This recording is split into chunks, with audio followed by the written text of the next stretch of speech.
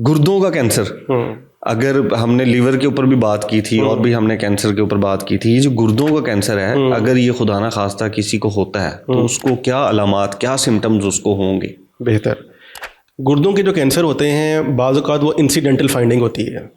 फ़र्ज़ कीजिए कि कोई दफ़ा आपको सिम्टम्स नहीं आते, आपने अल्ट्रासाउंड किसी वजह से करवाया पेट का और आपको पता चला कि आपके गुर्दों के अंदर कुछ रसौली बन रही है, जिसके लिए आपने वर्कअप किया और आपको पता चला कि इसके अंदर गुर्दों का कैंसर डेवलप हो रहा है।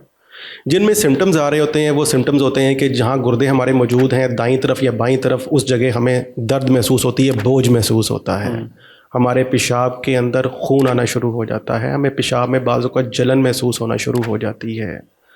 ये मेन सिम्टम्स होते हैं जिनकी बुनियाद के ऊपर अगर हम किसी को सिम्टम्स वाइज कह सकें कि इस मरीज़ को शायद गुर्दे का कैंसर है, तो वो या तो पेट की दर्द हो सकती है, पेशाब में खून का आने का हो सकता है, मसाने में दर्द वगैरह महसूस होना हो सकता है, पेशाब में जलन वगैरह महसूस हो सकती है। हम यूरिन का टेस्ट करवाएं, उसमें ब्लड आ रहा है, वो पहले लाल, हमें यूरिन आता हुआ लाल महसूस नहीं हो रहा, लेकिन यूरिन का टेस्ट किसी वजह से करवाया तो उसमें ब्लड आ रहा है, तो हमने चेक करवाया तो पता चला कि वो किडनी ट्यूमर की वजह से है।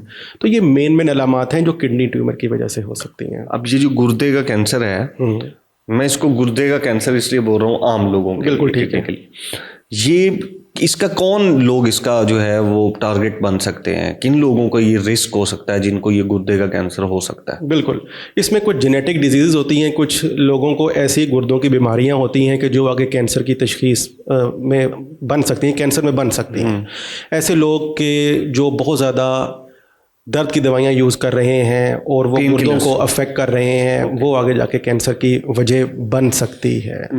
इसमें कुछ फैमिलियल भी होते हैं, यानी कुछ जेनेटिक भी होते हैं, लेकिन बहुत कम होते हैं कि जो कैंसर की शक्ल इख्तियार कर सकते हैं, जिनमें कुछ जीन्स म्यूटेशन हो जाए तो किडनी के कैंसर डेवलप हो जाते हैं।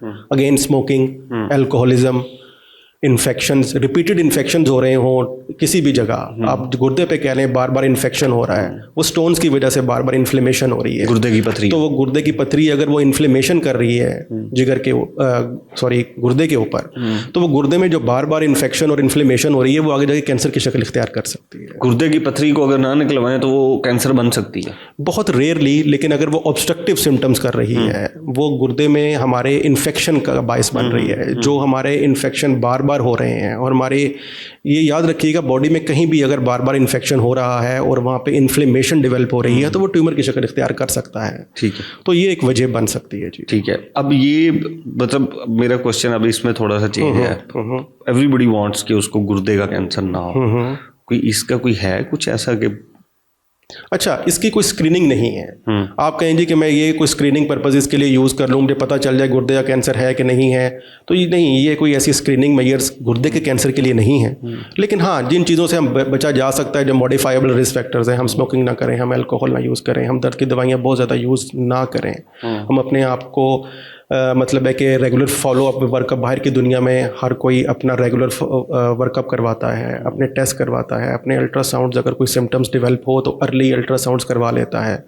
तो इन चीज़ों को देखते हुए आप चीज़ों को अर्ली डिटेक्ट तो कर सकते हैं या अपने जो रिस्क फैक्टर्स हैं उनको मॉडिफाई तो कर सकते हैं। लेकिन अगर आप कहें कि गुर्दे के कैंसर को बचाने के लिए हम कुछ स्क्रीनिंग वगैरह कर लें कि पता चल जाए कि पहले ही कैंसर है, तो ऐसा कोई हमारे पास टेस्ट ऑफ मोडेलिटी नहीं है कि हम किसी को प्रिस्क्राइब कर सकें। इन शॉर्ट हम अच्छे बच्चे बन के रहें। यस, और इसका जो ट्रीटमेंट है वो भी सेम, वो स्टेज 1 2 3 4 केमोथेरेपीज, टैबलेट्स। अच्छा हाँ, यहाँ आपको समझने की ज़रूरत है कि इसमें जो मेन है कि अगर ये ट्यूमर फैला हुआ नहीं और अगर कुछ मरीज़ों में जहाँ ये फैल भी गया है तो अपफ्रंट सर्जरी बहुत ज़रूरी है। अच्छा, इसमें कई मरीज़ हमारे स्टेज 3 तक भी सर्जरी से क्योर हो जाते हैं।